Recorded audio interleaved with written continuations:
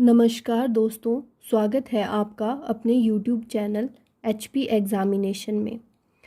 आज हम करेंगे TGT नॉन मेडिकल और मेडिकल का most important topic quantum number, जो कि टैट और TGT कमीशन दोनों के पॉइंट ऑफ व्यू से बहुत इम्पॉर्टेंट है।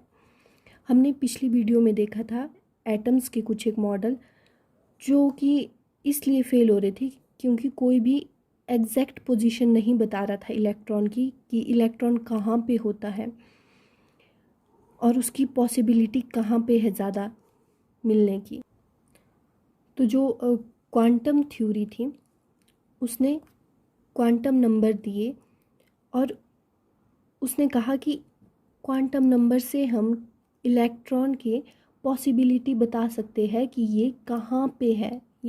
तो चलिए देखते हैं कि क्वांटम नंबर से हम किस तरह इलेक्ट्रॉन की पोजीशन का पता लगा सकते हैं। तो जो क्वांटम थ्योरी ने जो क्वांटम नंबर दिए थे वो टोटल थे 4। पहला है प्रिंसिपल क्वांटम नंबर, जिसको डिनोट करते हैं स्मॉल n से, जो हमें बताता है इलेक्ट्रॉन का साइज और शेल कि वो किस शेल में हो सकता है। सेकेंड है एज्यूमुथल क्वांटम नंबर, जिसको डिनोट करते हैं स्मॉल l से, और इसका दूसरा नाम है ऑर्बिटल एंगुलर मोमेंटम। ये हमें बताता है कि इलेक्ट्रॉन किस सब शेल में है या फिर उसकी ऑर्बिटल की क्या शेप है। थर्ड है मैग्नेटिक ऑर्बिटल क्वांटम नंबर, ये डिनोट होता है स्मॉल m से और ये हमें बताता है ओरिएंटेशन ऑफ ऑर्बिटल, मतलब ऑर्बिटल की ओरिएंटेशन। लास्ट है स्पिन क्वांटम नंबर, जिसको स्मॉल s से डिनोट करते हैं। ये हमें इलेक्ट्रॉन की स्पिन बताता है। तो चलिए देखते हैं फर्स्ट प्रिंसिपल क्वांटम नंबर, जो कि n से डिनोट होता है। इसकी वैल्यू जो है वो होती है पॉजिटिव इंटीजर 0 से लेके 1 2 3 इन्फिनिटी तक। जब n की वैल्यू 1 होती है, इसका मतलब होता है कि इलेक्ट्रॉन जो है वो k शेल में है। जब n की वैल्यू 2 होती है तो मतलब l शेल।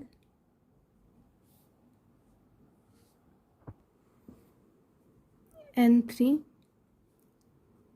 m shell. ऐसे ही n जो होगा वो 4 होगा तो n shell, and so on.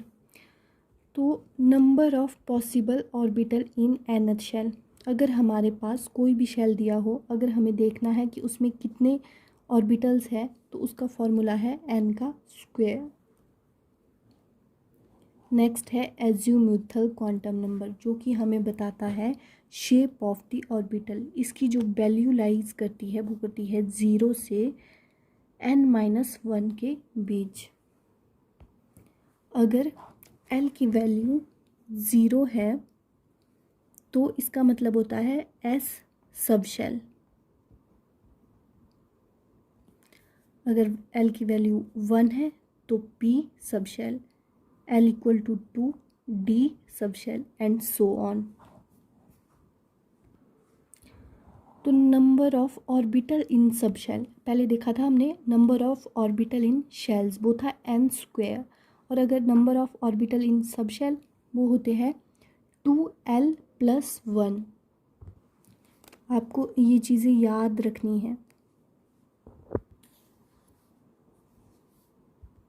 Next quantum number है मैग्नेटिक क्वांटम नंबर, जो कि हमें सब शेल की ओरिएंटेशन बताता है, और इसकी जो वैल्यू लाइज करती है वो करती है -L2 + L, और 0 भी इंक्लूड होता है।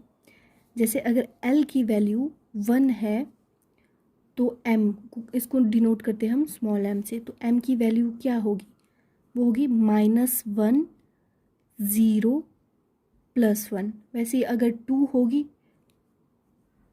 तो m की वैल्यू क्या होगी, -2 -1 0 1 2, एंड सो ऑन। नेक्स्ट और लास्ट है स्पिन क्वांटम नंबर, ये हमें इलेक्ट्रॉन की स्पिन बताता है, और इसकी 2 वैल्यूज़ होती है, एक नेगेटिव में एक पॉजिटिव में, 1/2। तो ये होता है एंटी स्पिन, ये होता है स्पिन। जैसे इलेक्ट्रॉन स्पिन में है या एंटी स्पिन में है।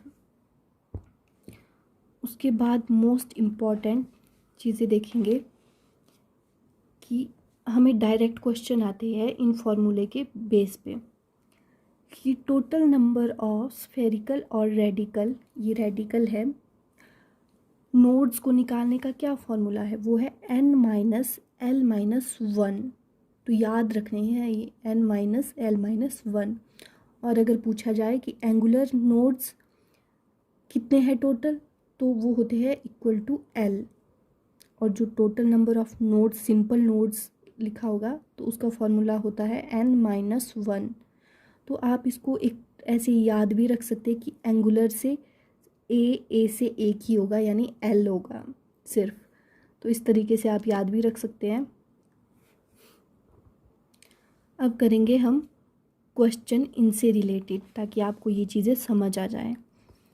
तो क्वेश्चन में क्या है, an electron in the one of the 3D orbital give the possible value of n-l-m for this electron. तो हमें दिया है 3D ऑर्बिटल है, इससे हमने n, l और m की वैल्यू निकालनी है किसी भी इलेक्ट्रॉन के लिए। तो 3D ऑर्बिटल में n की वैल्यू क्या है, 3 है। यहाँ पे क्या है, 3। तो n कितना है, 3। तो l हमने देखा था d के लिए l की वैल्यू क्या होती है, s के लिए 0 होती है, p के लिए 1 और d के लिए 2। और जो m है वो डिपेंड करता है l पे। अगर l की वैल्यू 2 है तो m की वैल्यू क्या होगी, -2, -1, 0, 1, 2। तो देखिए ये कितना आसान है, बस आपको एक बार कॉन्सेप्ट को समझना है, फिर आप इजीली कोई भी क्वेश्चन कर सकते हो। नेक्स्ट है orbital angular momentum depends on. पहले तो हमें पता होना चाहिए कि ऑर्बिटल का एंगुलर मोमेंटम होता क्या है।